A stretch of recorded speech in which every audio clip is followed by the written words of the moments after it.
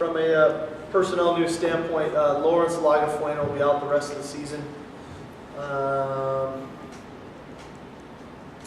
It's good to have a couple extra days coming off the Thursday game versus Stanford, obviously in preparation for Oregon and the uniqueness of their football team. It's a great opportunity for our team to go on the road and try to get to 2-0 in conference play. Any questions from those of you on the conference line? Take that as a no? Yeah. Oh, go ahead. Yeah, this is Ruth from the Bud. I know going into LSU, you knew you had to go into a hostile environment where you had to prepare the team mentally for things like the calls not going your way and whatnot. Do you foresee having to really get their heads up in the game for this weekend at Austin? Because down there, it's hostile. There is going to be adversity. How do you look that? Well, I think that we've tried to pride ourselves on how we've always dealt with adversity and to never carry the woe is me mentality, but really focus on the next snap and the task at hand. And, I thought we showed a lot of that resolve last Thursday night versus Stanford. I think we're gradually maturing as a football team in that we understand how to deal with some of the adverse situations we get faced with. And with that, I believe we're becoming a much more mentally tough football team, which is encouraging. All right, we'll take questions from those of you here in person. Steve, what's it mean to be top 25 team out October 1st? Does that mean anything for the program? Or? Not really. Again, rankings to me until the end, it's a perception of your program, and it doesn't necessarily mean that that's who you are, good, bad, or anything in between. It's the perception of what people think of you. And ultimately you have to go play the games. And for us, if people perceive us to be a top 25 team, I'm sure that's exciting for our fans and all that. For us, it's never even been brought up. It didn't get brought up yesterday in a team meeting. It didn't get brought up with any of the players. It's about focusing on the stuff we can control, and that's our ability to prepare for a really good opponent Saturday. You say you're tougher mentally, Steve.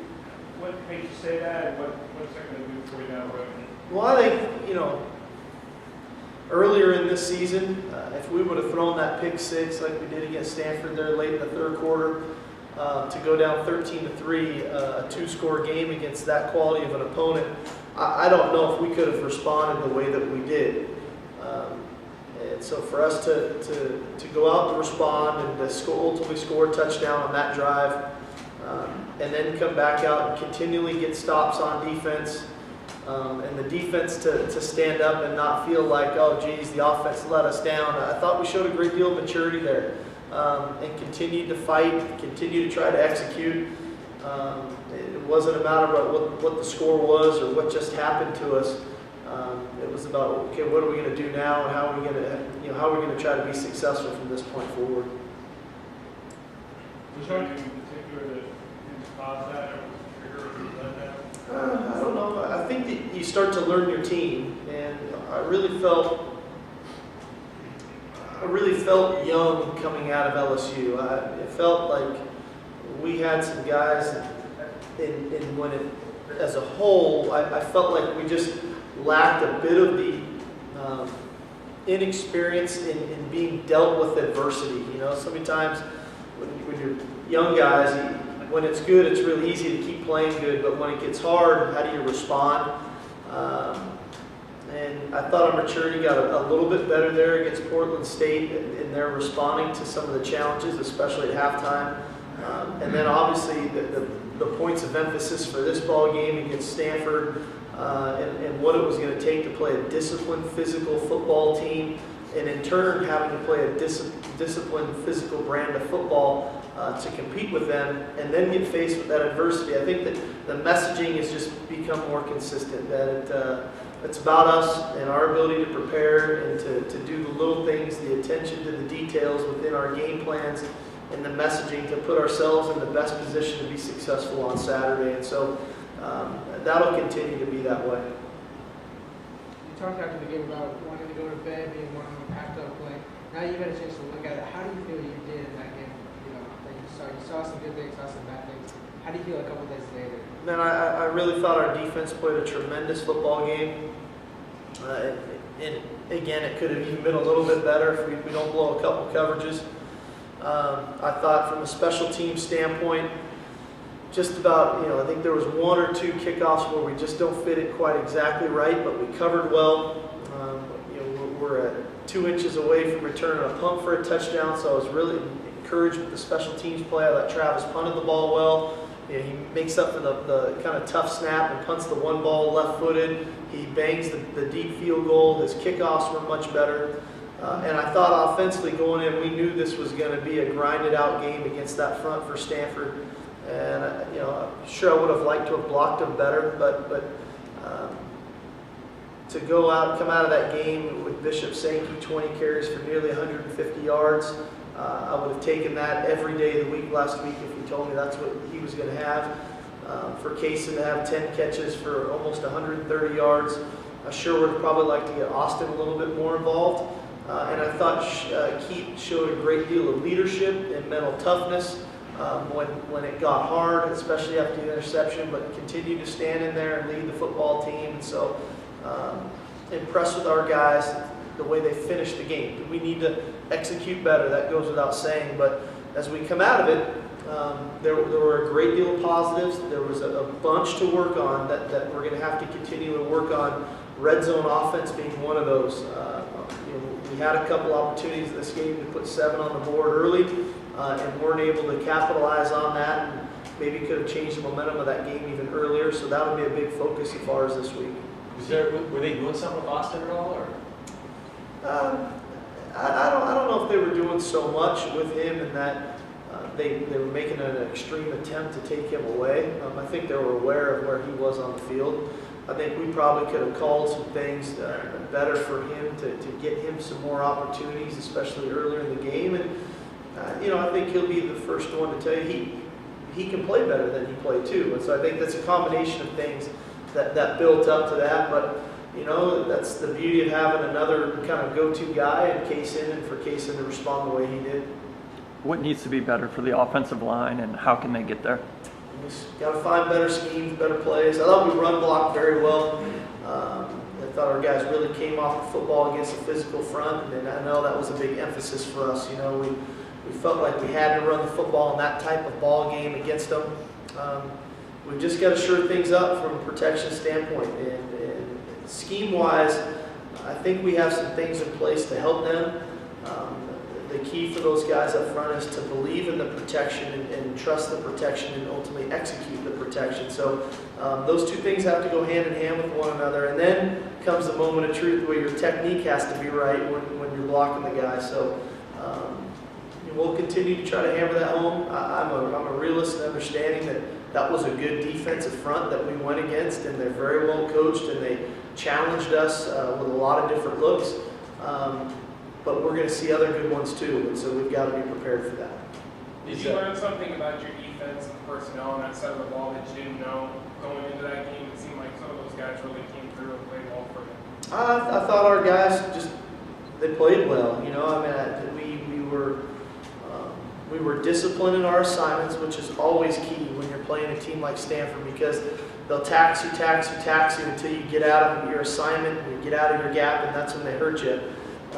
I thought we looked fast, we played fast, we got to the football, and then ultimately we finished plays. We tackled well, we knocked piles back, we did it with an attitude that was highly encouraging for all of us, and that if you go to the LSU game, some of those piles were falling in our direction, and it was important for us to knock the piles back and to set the tone that way when we were able to do that. Is Kendall Taylor a running back now? He kind of does both. I'm just trying to put guys on here so that I don't feel like I leave people out. I want to get Marvin Hall on here because he plays some at wide receiver. So Kendall's listed as a running back, but he does both. Steve, it seems like there's a couple weeks where you don't have to get your team's attention. Is Oregon week one of those weeks? I'm kind of over the external motivators, you know, and maybe you learn a lesson as a coach and for different things. And I think this team, I don't think external motivators are what pushes their buttons. I've said this now for a few weeks. This is a serious group, very close-knit. They were excited to win the game Thursday, believe me. But when we came back to work Saturday, there wasn't a whole lot of just hooping and hollering and smiling and, okay, now we're back, and okay, great, we get to play Oregon this week. It was, okay, we won, we did what we were supposed to do, and okay, coach, what do we need to do this week so that we can hopefully be successful next Saturday? You know, and again, it's not about that we're playing Oregon or that it's at Autzen, or what uniforms they're wearing or what uniforms we're wearing, and it's about we get to play our second Pac-12 game, you know, and we're trying to get to 2-0 in conference play. That's how these guys think, and I actually really enjoy it, you know. And I think that when you have to try to start to look for external motivators, it can get dicey for you because you don't know if you push the exact right buttons to get them excited to play. They'll be ready to play because they want to be ready to play, and all of that preparation has already begun. And they got a great look in their eye about what it's going to take to get us to a point to where we have a chance to be successful on Saturday. Did you get a chance to watch the game live between Oregon and Washington State? Yeah, I watched it on TV. What do you think your players might have taken from WSU's success first half of the game? Well, I mean, at the end of the day, WSU played hard. You know, they were trying really hard. They played hard in the game. I think that's the biggest thing you take from it. When you play good teams, you need to play hard. You know, you need to play discipline, but you need to play hard. You need to finish plays. And I would say that's the biggest thing they got out of it. They were playing hard against them. Steve, does the disparity of Stanford's offense compared to Oregon's offense, is that any more difficult to compare with them being consecutive weeks because they're so different? You know, we're fortunate in that, you know, we're getting a little extra time for both weeks. So we got a couple extra practices here for Oregon. We've what's the best way to say this? You know, we've implemented enough no huddle in our own schemes offensively, and we practice it enough to where now that we're devoting an entire week to no huddle offense, I don't think it'll be so foreign to our guys. Because they see it quite a bit from us throughout the weeks as we get ready to play. And so they are different in how they do it, but at the end of the day, they both believe in running the football and utilizing play-action pass. They just do it, one's conventionally and one's a little bit unconventionally nowadays. But you know, you got to be able to be disciplined in your alignment and assignment. You got to tackle really, really well, and you got to have really good eye discipline so that when they do play-action pass, when we're in coverage, we're covering our guys. And those principles hold true regardless of the style of offense that we're playing. What have you seen from Oregon's defense? Obviously, they shut down Arizona and stood up in the red zone and appear to have really good closing speed, too. Very good, great length on the edges with Deion Jordan and Lacumbo. Those guys really do a nice job of setting the edges and forcing the ball inside, where they've got some of their bigger body types with the D-line with Hart and Remington and those guys, and then Alonzo and Clay in the middle.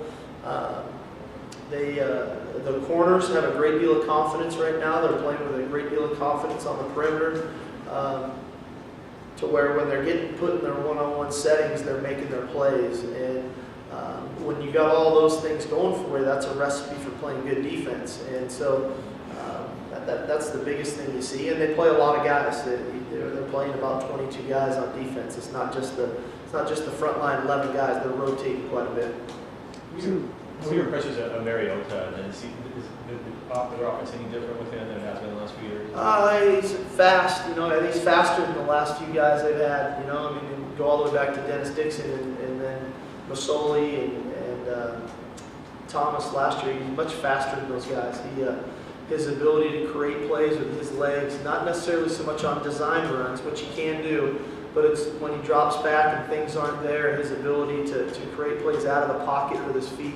We saw it the other night in that game. He scrambled for the touchdown. So that's the biggest thing that jumps out to me. The offense is still the offense, and Chip does a great job but it's his ability to improvise when things break down. You talked about this being a serious group. Is there any real concern for you that you have to kind of put it back into their head that you can't let the Stanford win get to their head, or is that kind of already assumed that they don't want to get to their head? I don't think you ever assume that. We talked to it. I didn't belabor the point, but we did talk to it just so that I wanted to make sure they knew where I was coming from and the state of mind that I was in. But really, it was Saturday we reviewed the game, and when we came back to work last night, you wouldn't have known who we played last Thursday. There wasn't even a mention of it. So that's a good thing.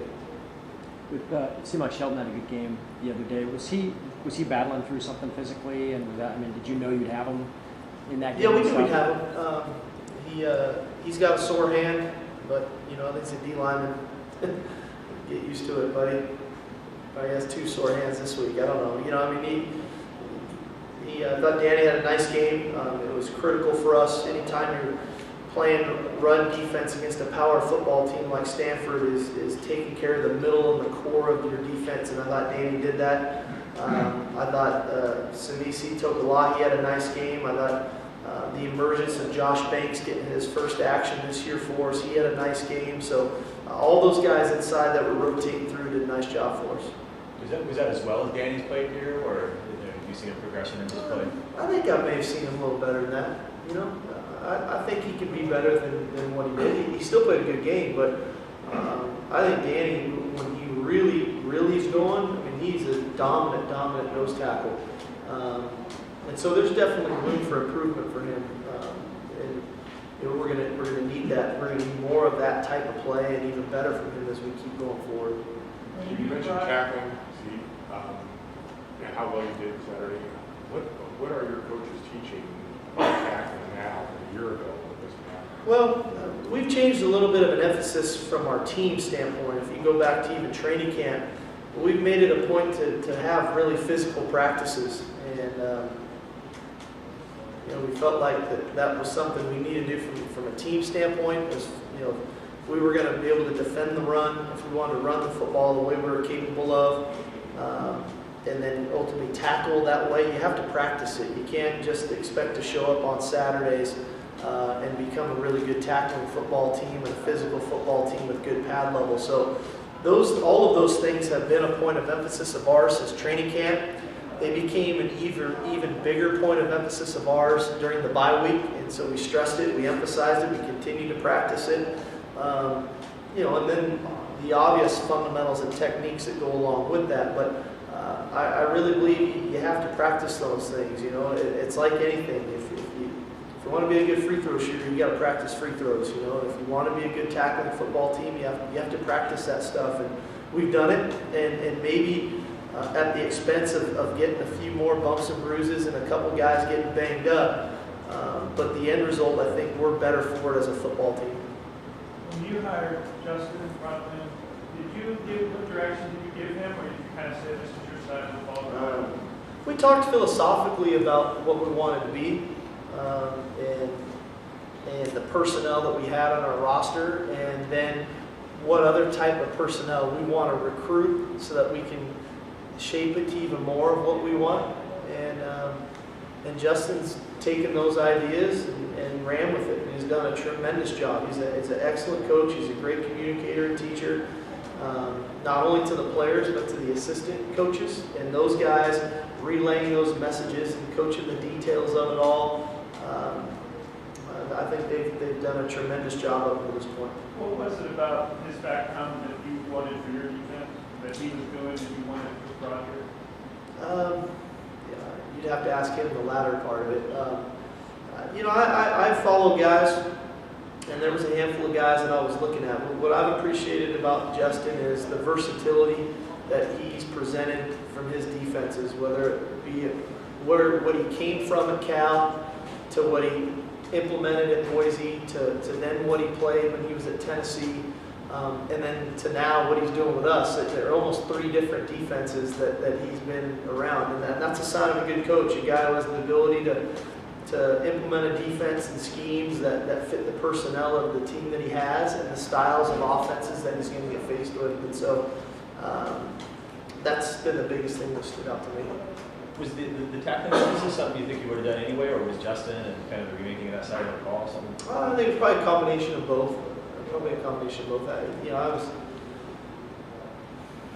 again, you're always trying to find ways to get better. And if we were deep enough to where we could practice the way I wanted to practice with the physicality and the inside run drills, even in season like we have now, and to continually practice that way, I was hopeful that we could do that. They were obviously definitely on board, and that's not the only time we're working our tackling stuff. It's going on in individual, and we stress it and all of that. So that part's been a real positive, that we've been on the same page that way, and that it's carrying over from practice to the games. Steve, in terms of recruiting, especially on the defensive side of the ball, do you try to recruit to a certain style of offense, like what Oregon runs or Washington State spread? Or? I think our conference is too unique. You go from Stanford one week to Oregon the next, to USC the next, to Arizona the next, to Oregon State the next, and every one of those is a different offensive style and brand of football. I think at the end of the day, you want to recruit good football players with a high football IQ, guys that are long, that can run fast, that are willing to be violent, but that have a very high football IQ so that they can fit and understand why we're doing what we're doing from week to week based on the opponent we're getting faced with. How much importance do you have on this month? You're 6 and 7 in the month of October, but a couple of really tough teams. You kind of really more emphasis on this month, or do you take by weekends? The one big emphasis about this month that is unique to September and November is that this is the month of really school starting. We're just into the second week of school now. And as we well know, with school now comes actual classes. It comes more students on campus. It becomes time management. It becomes having the ability to go to sleep at night so you're getting your rest. And so part of that comes into why we've shifted to the AM practices, so that when we're getting up in the morning in season, especially in this month of October, we're fresh in mind and body, so that we can put our best practice on the field and then go off to school, rather than vice versa, where we're in school all day and then practice at 4:30 in the afternoon. So we're trying to do some different things to focus on the month of October and emphasize what it takes to be successful in this month. But it's a great point, because I have felt like there's been times in this month of the season where we've struggled. I don't know if it's from just a sheer fatigue standpoint, but that maybe we haven't prepared as good as we could have because of some extraneous things going on. The last 2 times you guys were ranked, you ran into a juggernaut and had kind of a tough game. Did you learn from those? Are you treating the team differently maybe than you have in the past because of those? I don't know that there was much to learn. I mean, the one biggest thing that I think we learned from early on, which I believe was after the SC game our first year, was, man, it was easy to walk around and get patted on the back a whole lot, even all the way up until kickoff of that Stanford game the next week. And I think our guys recognize, okay, that was a good win, but there's plenty of room for improvement. We've got a tremendous challenge next week, and our 100% of our focus and energy needs to be on our preparation for this game and not living in the past of the last one. And not that we're by any means trying to knock our guys back down, but that's great. That's the perception of who we are as a program. The reality of it is we need to go recreate it here this Saturday in a tough environment against a good football team, a well-coached football team, and that's where our focus has been placed. And not to diminish where we're ranked, or not to diminish what's happened in the past, but really where we are right now. And again, I've said this numerous times, this is a different team than the teams we've had in the past. And I think teams in the past, we had guys that had lived through a whole bunch of adversity in their time here, and coaching changes and tough losses and all that, we've got the majority of this roster is here with the expectation that we're going to win a championship in their time here, and that's what their focus is. Do you feel you're more prepared to play Oregon now than any time since you've been here? From an overall program standpoint? I like our depth going into this week, I'll say that, because I think that when you look at the 3 previous years in which we played them, they've been very hard fought first halves, even into the third quarters, and then they've pulled away from us late into the third and into the fourth quarter. I think last year it was 24-17, I believe, with 9 minutes left in the third quarter, and then they pull out to a 34-17 lead, which is ultimately the final.